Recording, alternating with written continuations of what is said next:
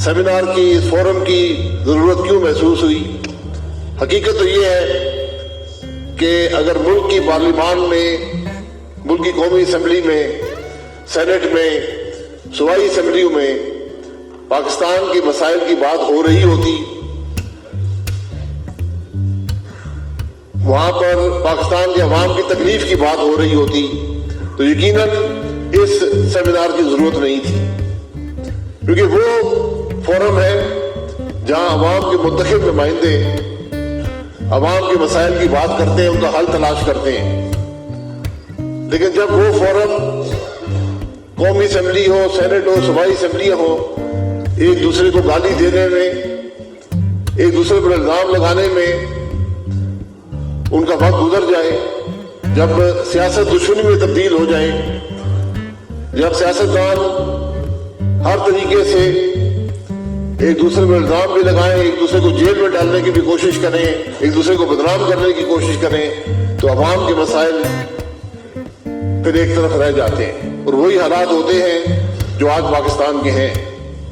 आज ये मुल्क की बदकिस्मती है कि हमारी मईशत की बदहाली भी इंतहा को पहुंच चुकी है और हमारी सियासत की नाकामी भी इंतहा को पहुंच चुकी है। इसलिए हमने ये समझा कि कोई ऐसा फोरम हो जहां पर पाकिस्तान के अवाम के मसाइल की बात तो हो सके, उसके हल की बात हो सके, जहां पर उस बात को सुना जा सके। तो लश्करी निसारी साहब ने ये कहा कि आप इब्तिदा जो है वो कोयटा से करें। ये कोई पॉलिटिकल फोरम नहीं है जहां मकसद कोई वोट हासिल करना या अपनी कामयाबी या बातों को उजागर करना या किसी और को नीचा दिखाना मकसद नहीं है। मकसद है कि अवाम के मसाइल की बात हो। तो लश्करी निसारी साहब ने और उनका हल तलाश किया जाए। लश्करी निसारी साहब ने जिस महफिल का एहतमाम किया है, यकीनन ये एक तारीखी प्रोग्राम होगा। और मुझे कुर साहब ने बताया कि इस किस्म का प्रोग्राम पहले कभी भी कोयटा या बलूचिस्तान के अंदर नहीं हुआ। तो ये भी एक मुनफरिद बात है। आज मुश्किल बात यह है कि कोई ऐसा फोरम नहीं है जहां पर हम ये बात कर सकें कि हम किस तरह आज इन मामलात का हल तलाश करेंगे, किस तरह हम पाकिस्तान के मुस्तकबिल को बेहतर बनाएंगे। मुझे खास तौर पर जो सबसे तशवीश है, जो सबसे परेशानी है कि आज इतने तशवीशनाक हालात होने के बावजूद मुझे सियासी निजाम के अंदर वो कैपेसिटी नजर नहीं आती जो इन हालात का मुकाबला कर सके। ये मामूल के हालात नहीं है, गैर मामूली हालात हैं।